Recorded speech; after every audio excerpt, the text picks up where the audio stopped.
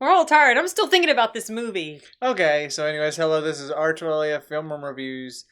I'm Arturo, and today I have a crossover with my mom since Corner. Today we're going to be reviewing...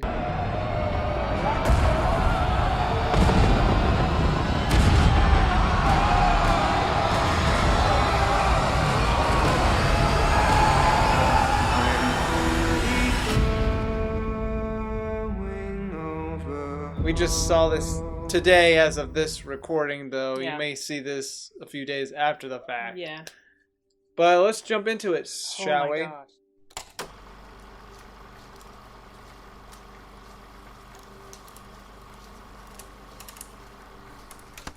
So the story is basically about two soldiers that are on a mission to deliver this letter to what, a corporate? He's a colonel. Okay, a colonel, because there's some orders. It's direct orders from higher up. Yeah, to basically stop this attack because the Germans have set a trap for this British battalion. Yeah.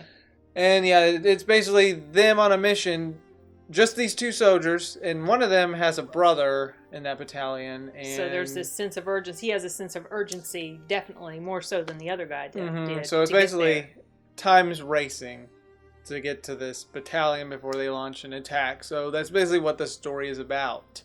Yep. And so yeah, I'm not going to say any more because I think you should watch this film. Everybody should see this film at least once. And I think it's something that people that aren't even fans of history, war type movies, or just history World in War general, One, or just any sort of historical type of movie like that, I still think that they would enjoy it because it's not your typical war movie. I mean, it's an adventure movie is kind of what it's about. It's history. Yeah, I mean, it takes place in a historical time frame, but it's not but it feels, yeah. So the film, it's the way it looks, the film itself, the quality, oof, glorious, amazing. And the way it was shot was basically just, there was like no cut.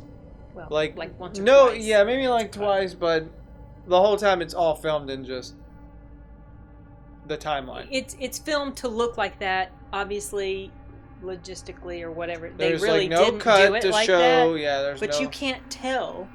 There's like no cut to jump from this guy to that guy in another scene, like what most films do. This is basically a unique film. Yes, it looks good. Very unique. I mean, certainly continuous shot films have been done before, but they're pretty rare. Like Birdman was done before, and there was also another movie that I just saw that they were referencing that had been done like a continuous looking shot.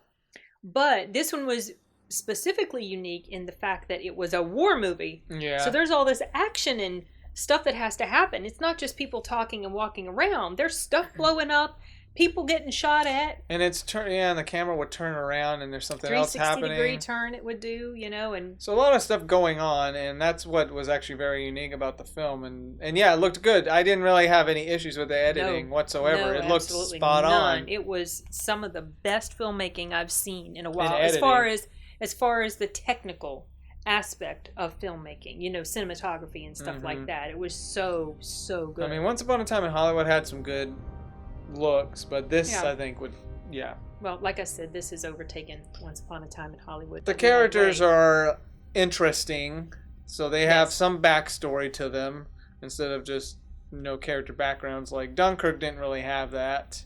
They basically just threw you into what was going on through their perspective. This is the same thing, but you get more understanding of the characters. You feel more involved with the characters. At least I did anyway. And it feels like you're there with them through the trenches, through the barbed wires. Feels a little claustrophobic at times because you're like, they're in the walls are all around them, and there's a dark place, and everything's so close, Yeah. And you get really tense during certain moments, and I expected anything to happen at any moment because, but sometimes things wouldn't happen like how I thought. So I was going into this with the mindset of the typical way films are shot and thinking that's what I was. Well, no, then I heard it was kind of like you're there with them, so I was thinking, so it's going to be a type of film that's kind of like, well, when did I find out that it was just no cuts at all?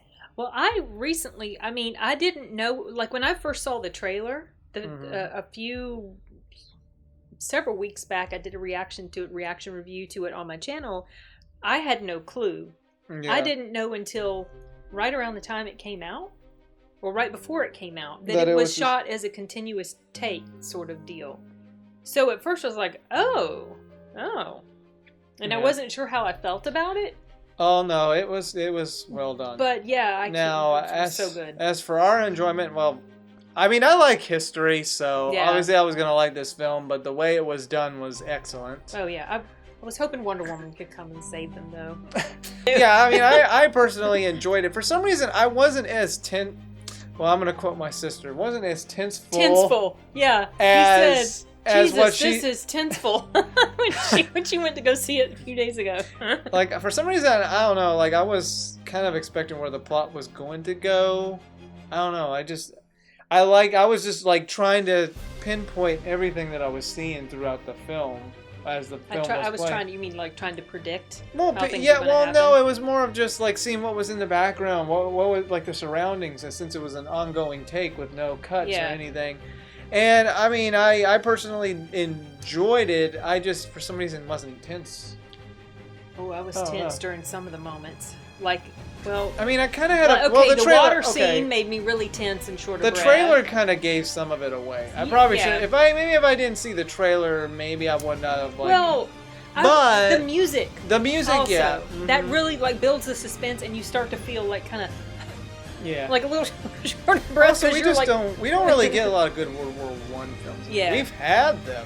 Wonder Woman, I guess, but that's a DC hero. But yeah, a lot of films seem to take... A lot of old war films seem to be centered around World War II. Because that was the second thing that ended up happening. Yeah. And that was more of a victory. And World War I was just kind of like... no point. I don't know. It's like people wanted to start something. Yeah. But... You just... also, a lot of people aren't as familiar with World War I as they are with the whole stuff, about World War II. This film, with its plot, there at least is one... Well, this movie is not about really... victory. It's more about his story. Achieving the goal of bringing a message. Exactly. So that's what I sort of meant when I said it's like more like an adventure story, as opposed to a war story. I mean, there is a war. There's a war, but it's like an adventure story, a journey taking place on the backdrop of this war landscape. And so he's got this dangerous territory to navigate through. And something that I had read that the director... So there were some pretty big name actors in here. You see Benedict Cumberbatch, and you see Colin Firth. And then the dude that it showed, the brother, he is not huge, but people will recognize him from Game of Thrones. Just like the kid who played his kid brother. Yeah. He's also from Game of Thrones. But the director specifically said, and so this is not really like a secret, he specifically did not cast big name actors as the two lead roles, and because to be honest, it's more understandable because it's kind of more of these young rookies. Benedict Cumberbatch wouldn't have looked right in the role as these two, because they were younger guys. They're fairly unknown people, but I recognize them because I've seen them before, both of them. But they did a great job. Yeah. They both did an excellent job. Acting was really well done. Yes. And that's why, I personally enjoyed it, and I just like how unique this film was. It's so unique, and it just really pulls you in, and it puts you right there in there with him, and you just are feeling, and you feel his emotion. Or identify with it. I certainly did. All this different stuff he's going through, and it's heart-wrenching. Like, it kind of has some action to it, but it's mostly just quite a bit of action to it. Yeah. It's not nonstop. But but it's more of just like getting to the, like, sometimes there are scenes where it just kind of, it's dragging on until it gets to that point. Yeah, but it's building suspense. There are a lot of slow burn type feels during different parts of this movie, because there's a lot of stuff. They're just like walking. They're going through. They're journeying along, and nothing is happening. But it's going to. Yeah. They're going to run into something because of the area where they are, and and then the music will start, and then it just builds and builds and builds and builds. That's how I felt about Dunkirk a little bit. Like, it kind of made it tenseful with the music, sort of. Yeah, tenseful. You quoting my sister. That's not even a word, but I love it. Yeah. Tins full.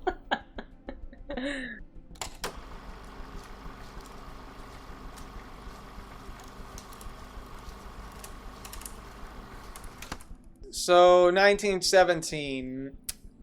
A very unique film. Unique and excellent, and should be viewed by everyone at least once. I'm definitely going to be adding this to my DVD collection. Mm-hmm. So I gave Joker a 10. And I gave it a 9. And you gave it a 9.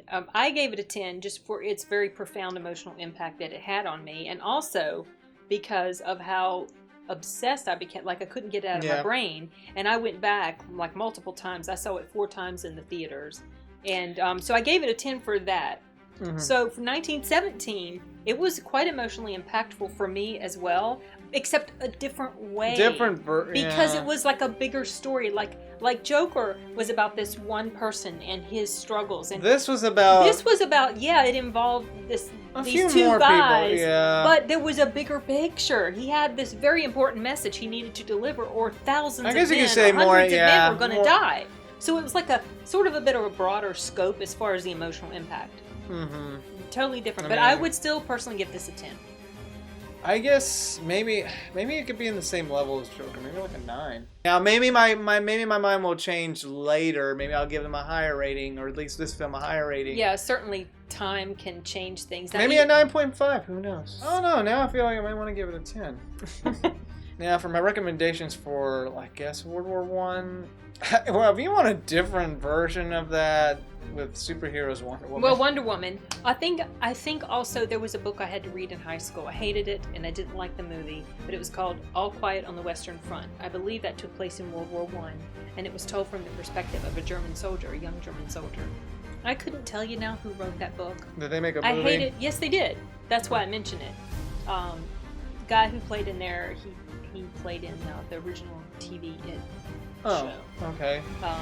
But yeah, I remember we watched that in high school, and I didn't like it just because I wasn't crazy about war films, especially World War One films. But I'm trying to think of any other World War One. Well, there's also The King's Man, which is set during World War One. Yeah.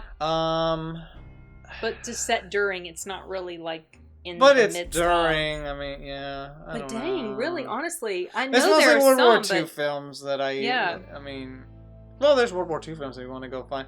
I mean, I guess if you want a similar thing, I mean, it's not World War One. If you want a similar thing that is both tense and times clicking, but it's not as good as this, there's Dunkirk, which is set during World War II. Yeah. That film, well, I'll have a review for that. Like another movie, Fury. It's World War II, but tanks. Yeah. Well, this is Arturelia Film Room Review signing off, and Sin's Corner, you can find her channel right here. Yes, down there. Right and when I put this on my channel, I'll put your link down there too. She's stealing it. She's pirating it. No, we're both.